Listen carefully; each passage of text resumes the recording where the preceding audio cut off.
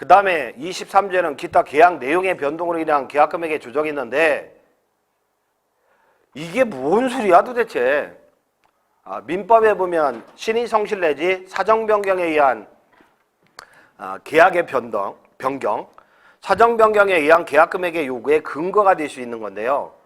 이거는요, 대규모 도곡공사에서는 몰라도 소규모 건축에서는 이런 것들은 아예 삭제해야 됩니다. 인정하면 안 된다고. 이런 것들은. 자, 집 짓다가 건축주가 파산한 사례 빨리 보면 이제 관악구에 이게 관악구 97평짜리 대지입니다. 이게 97평짜리. 자, 건물은 경매 안 나오고 땅만 나온 거예요. 이해되세요? 건물은 경매 안 나오고 땅만 경매 나온 거야. 땅만. 땅이 80%에 낙찰된 거죠. 감정가에. 본건부동산은 위 지상에 5층 건축물이 신축되어 있었으며 현재 신축 건물에 입주하지 않은 상태였음. 땅만 나온 거예요. 근데 등기부로 보니까 근저당에다가 지상권까지 설정한 거죠. 이건 건축비 대출이에요. 건축비 대출. 건축비 대출. 자, 개인이 들어온 거죠. 요 금액 좀 센 거 있잖아요. 사채업자, 사채업자. 명동 사채업자라고. 강남이나. 그래도 안 되니까 또 개인한테, 친구들한테 꾸고 막 그래요. 결국은 건축비 대출했던 농협에서 임의경매를 신청해버리는데 건축비 대출을 2010년에 받았어요. 2010년에. 근데 경매는 뭐야? 2013년. 3년 동안 속 썩은 거야. 결국에는. 3년 동안. 건축비 대출할 때는 계약기간이 있잖아요. 아유, 6개월이면 끝나요. 한동인데 뭐. 그럼 6개월 동안 대출해요. 그러면 한번 좀 연장해 주세요. 준공이 늦어져서 연장해 주세요. 그래요? 얼마나 걸리는데? 3개월이면 끝난대요. 그럼 중도 상환 수수료 내기 싫어서 딱 3개월 맞춰서 대출 기간 연장 신청을 해요. 근데 3개월 뒤에 또 준공이 안 나는 거야. 그럼 또 가가지고 이번에는 한 4개월 연장해 주세요.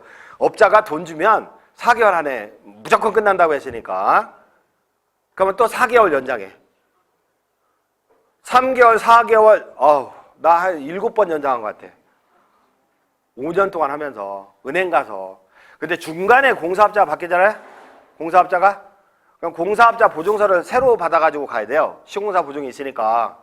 그러면 금리가 처음에는 3, 4% 하다가 나중에는 21%. 나 우리은행에서 21% 받아먹는 거 처음 봤네. 혹시 우리은행에서 오셨나? 1금융권도 남의 힘든 점을 이용해서 금리가 팍팍 올라가는데 내 동의도 없이 올라가더라고요. 그러면 그 이자 감당할 수 있겠습니까? 결국에는 경매가 진행이 되는 겁니다. 이게 3년이면 이거 양호한 겁니다. 자, 그 다음에 건물만 경매 나온 거죠? 토지는 매각 제외죠? 아까 그거요, 그거. 아까 그건데 미준공 건물만 경매 나온 거예요. 미준공 건물만. 미준공 건물만 경매 나왔는데 이렇게 낙찰 되겠죠. 근데 누가 경매 진행했어요? 토지경락인. 토지경락인이 건물 철거 청구하면서 그러니까 건물 등기부에 철거 청구라고 기재가 되어 있죠? 그죠? 철거 청구 소송이 진행 중에 있다고 기재가 되어 있잖아요. 그 다음에 토지 경락인인데 3,300의 채권에 기해서 건물 경매 청구한 거죠? 그 3,300은 뭐죠? 지료. 내 땅에 웬 건물하고 지료가 산정된 거예요. 그러면 이거는 얼마에 낙찰될까요? 보통? 경매 비용 들어갔을 거 아니야? 최우선 배당이죠. 그 다음에 자기가 제일 선순위에 선순위. 그러니까 3,300. 그러니까 뭐 남이 가져가지 않는 한 뭐 한 5천 정도? 결국은 건축주는 아까 97평이니까 그거 1,500만 쳐도 한 15억 가는 겁니다. 15억 가는 땅 날려버리고 건축주는 15억 땅 날려버리고 빚지고 친구들하고 연 끊고 돈 좀 꿨거든 신용불량자 되고 토지만 낙찰받은 사람만 돈 번 거죠. 나중에 건물 철거 청구하고 지가 먹어버리니까. 그래서 이 사람은 2, 3년 동안 한 13억 먹은 거예요. 누가? 토지 경락이니. 근데 아까 뭐라고 말씀드렸냐면 나는 경매하기 싫다. 내가 투자해서 투자 자금을 회수하려면 2, 3년 걸리니까 짜증나. 나 언제 죽을지 모르는데 분명 경매는 수익이 나와요. 특수물건 손대면. 그리고 내가 시공 능력도 있죠?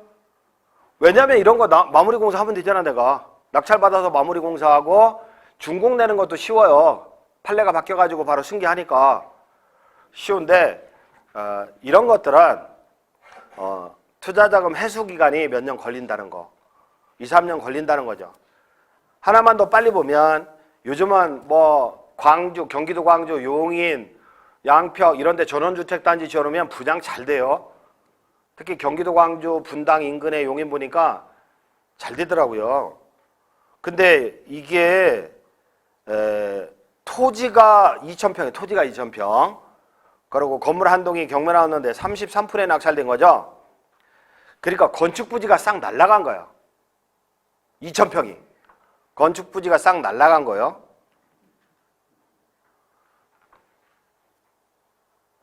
그러고 건물 하나하나 다 경매 청구합니다. 누가? 토지 경락인이. 토지 경락인이 건물 하나하나 다 경매 청구합니다. 왜? 지료채권. 지료채권에 의해서. 그리고 건물 철거 청구하죠. 철거 청구. 철거 청구권 인수라고 써 있잖아요. 그래서 건물 등기부에 철거 청구 명령이 이렇게 등기가 돼 있는데 그걸 누가 낙찰받겠습니까? 아무도 낙찰 안 받지. 결국은 토지 경락인이 낙찰받는 거죠. 얼마에?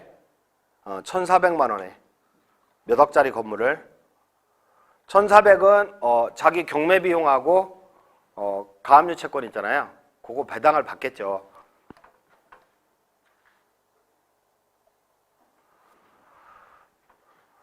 결론은 이거 제가 분당동 생각하면서 쓴 건데 12억이 아니라 10억 5천에 매수했더라고. 10억 5천에. 나 숫자에 약하거든. 그래서 12억이 아니라 10억 5천에 매수했고요. 1억 5천이 아니라 1억 8천 리모델링 비용. 15억 5천 생각한대. 결국 우리가 이제 리모델링 시대입니다. 앞으로 리모델링 시대입니다. 아파트 재건축 재개발 아니 단독주택 리모델링, 단독주택 철거 재축 시대. 앞으로 시장은 한 30년 열려 있어요. 그런데 대부분의 건축주들은 아마 절반 이상은 수익을 내기 어려워요. 보통 보면은 제가 지나가면서 아이고 이거 이쁘게 잘 지어놓으셨네요. 이게 건축주한테 이거 이쁘게 잘 지어놓으셨네요. 그러면 아 이거 근데 얼마 동안 지었어요? 8개월. 아니 석 달이면 끝낼 것 같다가 아 이거 얼마 동안 지어졌어요? 저처럼 5년. 경기도 양평이나 파주나 외곽 한번 다녀보세요. 짓다가 서 있는 거 보면 엄청 많잖아요. 그 건축주는 망한 겁니다. 그거는 안타깝게도. 그래서 우리는 이 재테크 단독주택 소규모 건축으로 분명히 돈이 된단 말이죠. 근데 제대로 건축해서 수익을 남기기 위해서는 어떤 공부 과정이 필요하겠다. 그런 취지에서 디벨로퍼 과정을 개설하게 됐는데 제가 뭐 홍보만 하다 가는 건 아니잖아요. 그죠? 예방책이나 이런 것도 중요한 부분을 쏙쏙 빼서 말씀을 드렸으니까 어쨌든 뭐 긴 시간 동안 고생 많으셨습니다. 감사합니다.